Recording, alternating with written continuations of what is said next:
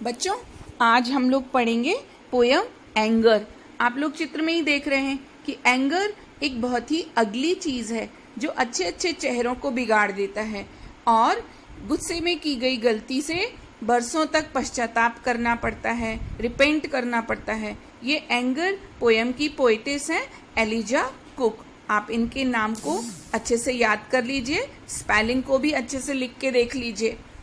पूरी पोयम में एक ही वर्ड है जो आपको बहुत ध्यान से देखना पड़ेगा, दैट इज डव्स विंग।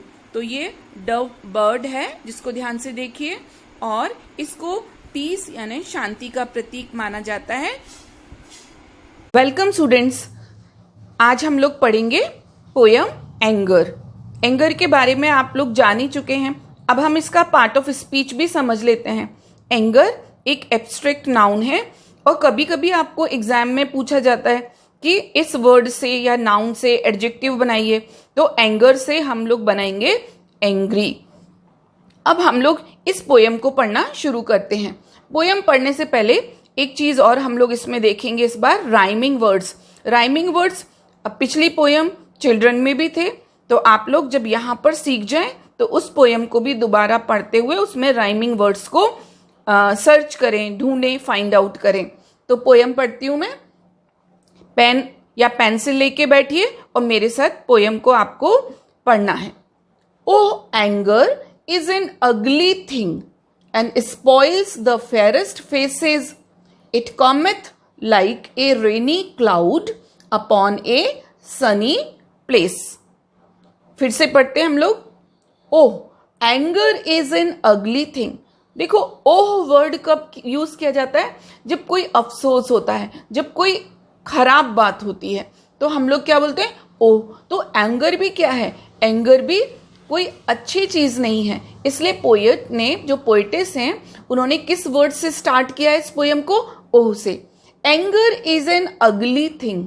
अगली है ना भद्दी, अनप्लेजेंट, जो अच्छी नहीं लगती है, और ब्यूटीफुल का अपोजिट। लिख लीजिए आप लोग कि अगली जो है वो ब्यूटीफुल का अपोजिट है। तो एंगर एक अनप्लेजेंट, अनप्लेजेंट यानी जो अच्छी नहीं लगती है, ऐसी चीज है। अगली यानी भद्दी चीज है। And spoils the fairest faces. Spoils यानी खराब करना, बिगाड़ना। फेयरेस्ट, फेयरेस्ट यानी सबसे सुंदर, मोस्ट ब्यूटीफुल। फेसेस यानी चेहरे, सबसे सुंदर चेहरों को बिगाड़ देती है। अब आप लोग सोचेंगे कि एंगर कैसे बिगाड़ देता है चेहरों को?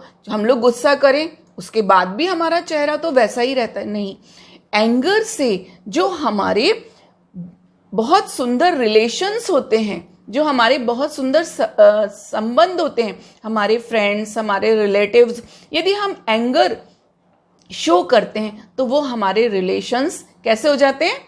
खराब हो जाते हैं, वो टूट जाते हैं और हमारे चेहरे कैसे हो जाते हैं? फिर अगली फेसेस बन जाते हैं। ब्यूटीफुल की जगह अगली फेसेस बन जाते हैं। तो हम लोगों ने क्या पढ़ा कि जो एंगर है ये एक अगली थिंग है, ये एक बहुत ही अनप्लेजेंट थिंग है। ऐसी चीज है जिसको याद करके हमें खुशी नहीं होती और हमारे सुंदर चेहरों को, हमारे नहीं, किसी के भी फेयरेस्ट फेसेस यानी जो बहुत सुंदर चेहरे हैं, को स्पॉइल कर देता है। क्योंकि चेहरे पर जब एंगर के एक्सप्रेशन आते हैं तो चेहरा कैसा हो जाता है? अगली हो जाता है। Line number 3, it cometh like a rainy cloud. Cloud आप लोग सब जानते हैं, रेनी सीजन में स्काई में क्या होते हैं? क्लाउड होते हैं, बादल। अपॉन ए सनी प्लेस, ये हम लोग ने चिल्ड्रन पोएम में भी पढ़ा था। सनी यानी ब्राइट डे, ऐसा कोई दिन, ऐसी कोई जगह जहां सूरज बहुत अच्छा चमक रहा हो और अचानक रेनी क्लाउड्स यानी बादल आ जाएं, तो एकदम से कैसा मौसम हो जाता है? वेदर चेंज हो जाता है। तो एंगर भी ऐसा ही है कि जब हम किसी पर एंगर करते हैं, गुस्सा करते हैं, तो उसका जो ब्राइट फेस है, किसका? जो एंगर करता है और जो उस एंगर को फेस करता है, दोनों के चेहरे कैसे हो जाते हैं? लाइक और रेनी क्लाउड, एक बरसाती बादल की तरह। अब हम लोगों को बच्चों इसमें एक और चीज देखनी है कि राइमिंग वर्ड्स हैं। राइमिंग वर्ड्स क्या कहलाते हैं? जिनकी साउंड सेम होती है और ये वर्ड्स जो लाइन के एंड में आते हैं। एक बहुत अच्छा एग्जाम्पल मैं आपको बताती हूँ। एक छोटी सी पोयम जो हम लोग सभी पढ़ते सुनते रहे, twinkle twinkle little star how I wonder what you are. तो हम लोगों ने क्या देखा कि पहले स्टार आया, फिर सेकेंड लाइन में क्या आया, व्हाट यू आर। तो स्टार और आर ये क्या है, ये राइमिंग वर्ड्स हैं, यानी दोनों की सेम साउंड है। हिंदी में भी आप लोग जिसको कहते हैं कि जो दो लाइंस बनती है ना, पद्य बनता है दो लाइन को मिला के या चार लाइन को मिला के, तो आप लोग देखते हैं उसके जो एंड में एक सेम साउंड वाला वर्ड आता है, तो उसको वहां पर कहा जाता है तुकबंदी, और हम लोग इंग्लिश में कहते हैं राइमिंग वर्ड। तो फर्स्ट स्टैंजा में राइमिंग कहां पर हो रही है, सेकंड लाइन में फेज और फोर्थ लाइन में प्लेस। अब हम लोग पढ़ेंगे second stanza. One angry moment often does, मेरे साथ बोलो। कई बच्चे जब मैं क्लास में पढ़ाती हूँ तो ऑफन को ऑफ्टन बोलते हैं, तो यहां पर टी साइलेंट है। फिर से बोलिए, one angry moment often does what we repent for years, it works the wrong and we never make right by sorrow और by tears. One angry moment, moment यानी पल, क्षण, बार बार या लगभग हर लेसन में आता है मोमेंट। तो वन एंग्री मोमेंट वो एक मोमेंट जिसमें कि आप एंग्री यानी गुस्सा होते हैं। एंग्री का और सिनोनिम्स यानी इसके पर्यायवाची क्या है, रेज, रेज का मतलब भी गुस्सा होना होता है। फ्यूरी, ये भी वर्ड आप लोग कई बार अपनी बुक में पढ़ेंगे। फ्यूरी का मतलब भी क्रोधित होना। रेथ, रेथ का मतलब भी गुस्सा होना। तो एक ऐसा मोमेंट, एक ऐसा पल जबकि हम एंग्री, हम गुस्सा होते हैं, तो ये क्या होता है, what we repent for years. Repent यानी पश्चाताप करना, किसी चीज को पछताना, उसमें रिपेंट करना। तो उस एंग्री मोमेंट के कारण हम ईयर्स, ईयर्स यानी कई सालों तक रिपेंट करते हैं, पश्चाताप करते हैं। पश्चाताप क्या होता है, जब हम ये सोचते हैं कि हमें ऐसा नहीं करना चाहिए था। तो एक एंग्री मोमेंट हमको कई वर्षों तक, मैनी ईयर्स तक, we repent for that moment, हम उस क्षण के लिए पश्चाताप करते हैं। इट वर्क्स द रॉन्ग, और एंग्री होना, गुस्सा होना, फ्यूरियस होना, ये कैसा काम करता है, रॉन्ग। रॉन्ग यानी गलत। देखो यहाँ पे अपोजिट भी मिल रहा है हमको, रॉन्ग का राइट, गलत सही। नेवर, नेवर यानी कभी नहीं, और उसका अपोजिट ऑलवेज, हमेशा। लिखते जाएं। तो जो एंगर है, जो गुस्सा है, जो रेथ है, वो हमेशा गलत करता है, रॉन्ग करता है, और कभी हम उसको राइट नहीं कर पाते, कभी उसको सही नहीं कर पाते। बाय सॉरो और बाय टीयर्स, पूरे समय क्या होता है, सॉरो यानी दुख और टीयर यानी आंसू। अब आप यहाँ पे राइमिंग देखिए, राइमिंग कहां पर हो रही है, ईयर्स और टीयर्स में, यानी सेकंड लाइन और फोर्थ लाइन में। एक बार फिर से पूरे स्टैंजा को पढ़ लेते हैं ताकि आपको करेक्ट प्रोनाउंसिएशन भी आ जाए। One angry moment often does what we repent for years, it works the wrong we never make right by sorrow और बाय टीयर्स। अच्छा, एंगर का अपोजिट, एंगर का अपोजिट गुस्सा, तो उसका अपोजिट हो जाएगा खुश होना, प्लेजर, PLEASURE। ये हमारा हो गया सेकेंड स्टैंजा। अब हम लोग पढ़ेंगे third stanza. The hand of peace is frank and warm and soft as ring dove's wing, and he who quells an angry thought is greater than a king। फिर से बोलो, थोड़े से एक दो डिफिकल्ट वर्ड्स हैं जिनको आप लोग फिर से प्रोनाउंस करें ताकि आपका प्रोनाउंसिएशन भी अच्छा हो जाए। The hand of peace, peace यानी शांति, हैंड ऑफ पीस यानी शांति का साथ या हाथ, इज फ्रैंक, फ्रैंक का मतलब होता है यहाँ पे जेनरस, उदार, काइंड यानी दयालु। जो कोई भी, जिसका भी माइंड पीसफुल है, जिसके भी माइंड में, जिसके भी दिमाग में पीस है, शांति है, तो वो व्यक्ति कैसा होता है, जेनरस यानी उदार होता है, काइंड होता है, दयालु होता है, एंड वार्म। देखो इंग्लिश में आर साउंड को जनरली प्रोनाउंस नहीं किया जाता है, यदि करते भी हैं तो बहुत स्लाइट, बहुत जरा सा करते हैं। तो यहाँ पे ये हम लोग इसको वार्म नहीं बोलेंगे, क्या बोलेंगे? वार्म। तो जो peace of hand is frank and warm. Warm का मतलब वैसे तो होता है गर्म, लेकिन इसको यहाँ पर एज एन एडजेक्टिव इसको क्या यूज किया गया है? स्नेही, हार्दिक, यानी बड़ा ही मधुर होता है, स्नेही होता है।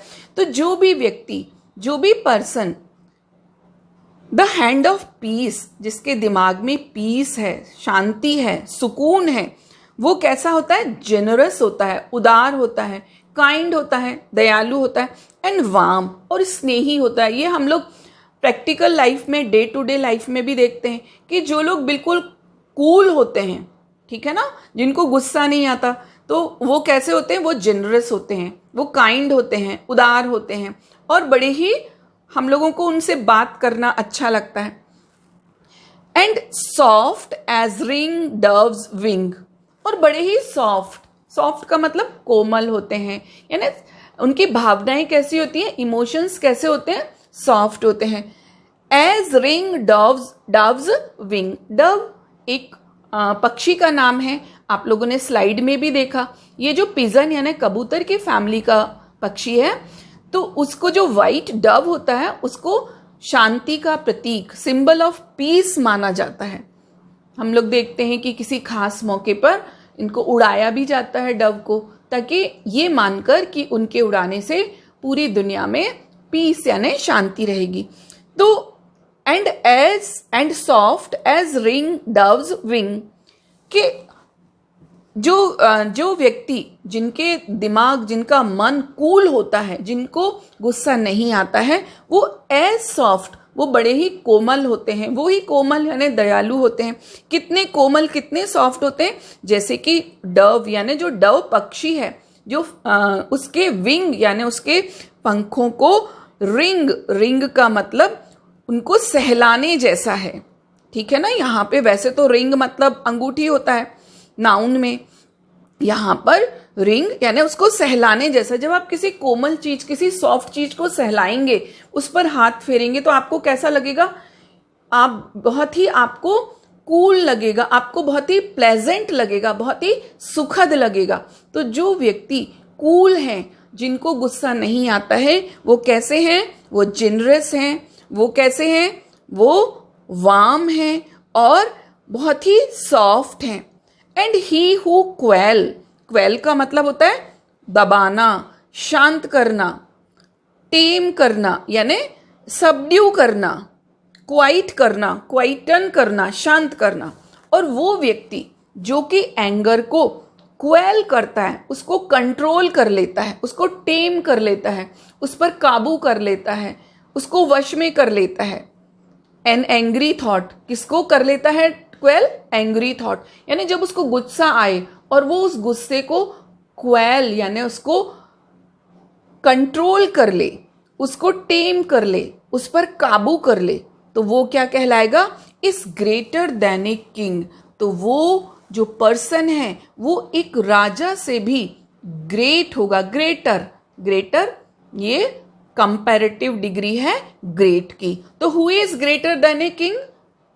एक राजा से ग्रेट कौन है? वो व्यक्ति जो कि एक एंग्री थॉट को, जो कि अपने एंगर को कंट्रोल कर ले, that person is greater than a king.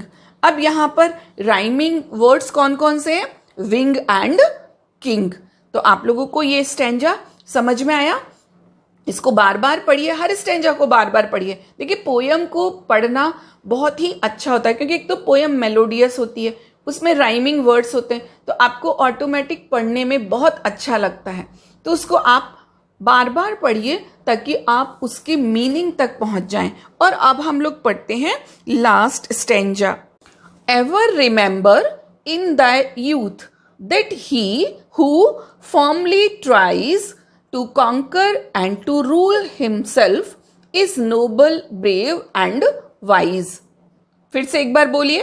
Ever remember in the youth that he who firmly tries to conquer and to rule himself is noble, brave and wise। सबसे पहले यहाँ पे राइमिंग वर्ड्स देख लीजिए। अब तो आपको तुरंत पता चल जाएगा कौन कौन से राइमिंग वर्ड्स? ट्राइज और फोर्थ लाइन में वाइज। अब हम लोग इसका एक्सप्लेनेशन देखते हैं। Ever remember in the youth, youth यानी यंग एज, जवानी। तो हमेशा, एवर मतलब ऑलवेज, हमेशा। रिमेंबर यानी याद रखो, और रिमेंबर का अपोजिट होता है फॉरगेट, FORGET, फॉरगेट यानी भूल जाना। तो हमेशा, यहां पे हमें भूलना नहीं है, हमको रिमेंबर करना है। तो हमको क्या रिमेंबर करना है? Always remember one thing, that he who firmly tries, कि जो फर्मली यानी दृढ़ता पूर्वक, फर्मली यानी मजबूती से, दृढ़ता पूर्वक, फोर्सफुली, जो व्यक्ति, यहां पर देखो बार बार हर उसमें हु आ रहा है। हु किसके लिए आता है? हमेशा पर्सन के लिए आता है, व्यक्ति के लिए आता है, कि जो व्यक्ति फर्मली यानी मजबूती से ये बात को ट्राई करता है, कोशिश करता है, टू कॉन्कर, कॉन्कर यानी जीतना, सक्सीड करना, विजय प्राप्त करना, एंड टू रूल हिमसेल्फ। देखो किंग तो किन पर रूल करते हैं? अपनी और लोगों पर करते हैं, लेकिन यहां पर किंग कौन है? जो कॉन्कर खुद को कर ले, खुद को जीत ले, खुद पर रूल कर ले, खुद पर शासन कर ले। कैसे शासन कर ले? जो अपनी एंगर की स्ट्रांग फीलिंग्स हैं, अपने गुस्से की जोरदार भावनाएं हैं, उन भावनाओं पर वो जो कंट्रोल कर ले, इज नोबल। वो व्यक्ति कौन है? वो पर्सन कौन है? नोबल। नोबल का मतलब सुपर्ब। आप लोग करते हैं ना व्हाट्सएप पर सुपर्ब एक करते हैं, तो सुपर्ब है, शानदार है वो व्यक्ति। और ब्रेव, ब्रेव यानी बहादुर है, and wise, and of course बुद्धिमान भी है। तो एक क्वेश्चन आया है कि who is noble, brave and wise? Noble, brave और वाइज कौन है? तो नोबल, ब्रेव एंड वाइज वो पर्सन है जो कि अपने एंगर को कॉन्कर कर ले और रूल हिमसेल्फ, खुद को कंट्रोल कर ले, कि मुझे चाहे कुछ भी हो जाए, मुझे अपने एंगर वाले इमोशंस को बाहर नहीं निकालना है, उनको कंट्रोल करना है, उनको सबड्यू करना है। तो ये poem anger written by poetess Eliza Cook. अब हम लोग इसके क्वेश्चन आंसर्स देखते हैं। देखो वर्ड पावर में, तो वर्ड पावर में आपको राइमिंग वर्ड्स बताए गए हैं। राइमिंग वर्ड्स पोयम को पढ़ते समय हम लोगों ने देख ही लिए हैं। फेस का प्लेस आप लोगों ने वहां पे आपने समझ लिया। ईयर्स का टीयर्स, विंग का किंग और ट्राइस का वाइज। अब match the column. A side में वर्ड्स दिए गए हैं और बी साइड में देखिए उनके सिनोनिम्स दिए हैं। सिनोनिम्स का मतलब होता है सेम मीनिंग वाले वर्ड। ये भी आपको एग्जाम में आता है कि ये आपको वर्ड दिया है और आपसे कहा जाएगा कि find out the word which have same meaning from the passage. Passage से आप वो वर्ड ढूंढिए कि जो जिसका मीनिंग ये हो जो आपको दिया गया है। तो बी साइड में हमको सिनोनिम दिए हैं। एंगर, एंगर को मैंने आपको देखो लिख भी दिया है, अनॉयंस यानी गुस्सा। कॉन्कर, कॉन्कर का मतलब विन। नोबल, नोबल का गुड। और पीस, पीस का मतलब काम। इसके बाद में सी है, इसमें आपको कुछ क्वालिटीज दी गई हैं। तो कुछ क्वालिटीज तो ऐसी हैं जो पॉजिटिव होती हैं, यानी हमारा सकारात्मक दृष्टिकोण बताती हैं, और कुछ क्वालिटीज ऐसी होती हैं जो कि नेगेटिव एटीट्यूड बताती हैं, नकारात्मक दृष्टिकोण बताती हैं। तो देखिए मैंने इन पर लिख दिया है N for negative and P for positive. Anger negative है। एंगर को हम यदि एंगर को दिखाएं तो कभी हम कोई अच्छा काम नहीं कर सकते। तो जब हम अच्छा नहीं कर सकते इट मीन्स वो नेगेटिव अप्रोच है, नेगेटिव एटीट्यूड है। और जब हम कुछ अच्छा सोचते हैं, अच्छा करते हैं, तो वो पॉजिटिव एटीट्यूड होता है, पॉजिटिव अप्रोच होती है। तो एंगर नेगेटिव है। अगली भी अब आप लोग खुद पता लगा सकते हैं, नेगेटिव है। Fair positive, selfish negative, hostile negative, spoil negative, sorrow negative, peace positive, frank positive, warm positive, conquer positive, noble, brave, wise ये तीनों पॉजिटिव एटीट्यूड शो करते हैं। और एनवी यानी ईर्ष्या ये नेगेटिव एटीट्यूड शो करता है, इसलिए ये नेगेटिव क्वालिटी है। अब इसके question answers. How does the poet describe anger in the first stanza. पहले स्टैंजा में पोएट ने एंगर को कैसे डिस्क्राइब किया, तो कैसे डिस्क्राइब किया था कि एक तो ये अगली थिंग है, और दूसरी बात फेयरेस्ट फेसेस को किस में चेंज कर देता है, फेयरेस्ट फेसेस को चेंज किस में कर देता है, ये स्पॉइल कर देता है, चेंज नहीं करता, स्पॉइल कर देता है, बिगाड़ देता है। और एक जैसे ब्राइट डे होता है, एक व्यक्ति जिसके चेहरे पे बहुत प्लेजेंट एक्सप्रेशन है, बहुत सुखद भाव हैं, वो एंगर के कारण किस में बदल जाते हैं, रेनी क्लाउड में, बरसाती बादल में बदल जाते हैं। तो ये पहले स्टेंजा में बताया गया है, आप लोगों ने पढ़ा। Second, who is greater than a king, राजा से भी बड़ा कौन है, हम लोगों ने पढ़ा था ना कि जो अपने एंगर को क्वेल कर लेता है, उसको सबड्यू कर लेता है, उसको टेम कर लेता है, उसको कंट्रोल कर लेता है, उसको वश में कर लेता है, that person is greater than a king. Who is noble brave and wise, last line कि नोबल ब्रेव और वाइज कौन है, तो स्टूडेंट्स नोबल ब्रेव और वाइज कौन है कि जो खुद को कॉन्कर करता है, जो खुद पर रूल करता है, खुद पर शासन करता है। शासन कैसे, रूल कैसे, कि हम अपने एंगर वाले इमोशन को चाहे what ever be the situation उसको कंट्रोल यदि कर ले, यदि कोई भी व्यक्ति उसको कंट्रोल कर ले तो वो कौन होगा, is noble brave and wise. Describe anger in your words, तो पूरे पोयम को पढ़ के एंगर में आपको कुछ बातें तो समझ में आई कि एंगर अगली थिंग है, ये स्पॉइल कर देता है फेयरेस्ट फेसेस को। दूसरा, किसी भी प्लेजेंट सिचुएशन को, जो ब्राइट डे है उसको रेनी क्लाउड में कन्वर्ट कर देता है। इसके बाद में गिव 3 कैरेक्टरिस्टिक्स ऑफ पीस, तो 3 कैरेक्टरिस्टिक्स ऑफ पीस हम लोगों ने स्टेंजा में कौन कौन से पढ़े थे कि it is frank, warm and soft. अब हम लोग बी टाइप के क्वेश्चंस के आंसर्स को देखेंगे। What are the disadvantages of being angry, angry होने के डिसएडवांटेज यानी नुकसान क्या क्या हैं, तो हम लोग right from the beginning of the poem हम लोगों ने पहली लाइन में पढ़ा कि एक तो ये अगली थिंग है, जो फेयरेस्ट फेसेस होते हैं, ब्यूटीफुल फेसेस होते हैं, वो किस में बदल जाते हैं, वो स्पॉइल हो जाते हैं, वो खराब हो जाते हैं। और हमारे जो एक गुस्से वाले मोमेंट में हुई गलती को हम लोग कई सालों तक रिपेंट यानी उसका पश्चाताप करते हैं, और इतना पश्चाताप करते हैं कि हम उसको सौरों से या ना बार बार दुखी होके या आंसू बहाकर टीयर्स के द्वारा भी उसको करेक्ट नहीं कर सकते, उसको सुधार नहीं सकते हैं। इसके बाद में question number 2, why do we repent for a long time, repent का मतलब पश्चाताप होना, किसी चीज पर बार बार दुखी होना। तो हम लोग क्यों रिपेंट करते हैं, हम लोग उन गलतियों के लिए रिपेंट करते हैं जो हमने जब गुस्सा किया उस समय की। व्हेन वी बिकम एंग्री, तो हमने जो मिस्टेक्स की उन मिस्टेक्स के लिए हम लोग रिपेंट करते हैं, पश्चाताप करते हैं। Question number 3, compare peace with anger. Peace का मतलब शांति, कूलनेस, कामनेस, और एंगर का मतलब तो हम लोग जानते ही हैं। तो पीस और एंगर को हम लोग को कंपेयर करना है, इनकी तुलना करनी है। तो देखो जो पीस है, एंगर हम लोग बार बार पढ़ चुके हैं कि एंगर अगली थिंग है, फेयरेस्ट फेसेस को स्पॉइल कर देता है, एक ब्राइट डे को रेनी डे में कन्वर्ट कर देता है। और जो हम लोग एंगर में, एंग्री मोमेंट में जो हम लोग गलतियां करते हैं कई सालों तक और कई बार तो लाइफ लॉन्ग उन पर रिपेंट कर देते हैं, लेकिन वो हमारी मिस्टेक्स करेक्ट नहीं होती, सुधरती नहीं है, चाहे कितने ही आंसू बहा लें, चाहे कितना ही दुखी हो जाए, सॉरो एंड टीयर्स।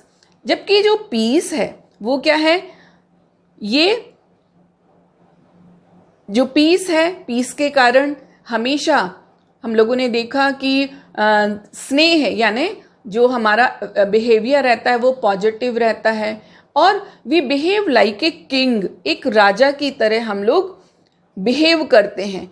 और यदि हम लोग अपने एंगर को क्वेल कर लें, तो क्वेल करने पे क्या हो सकता है? नोबल, ब्रेव एंड वाइज बन सकते हैं। यानी पीस हमको नोबल बना देती है, ब्रेव बना देती है और वाइज बना देती है।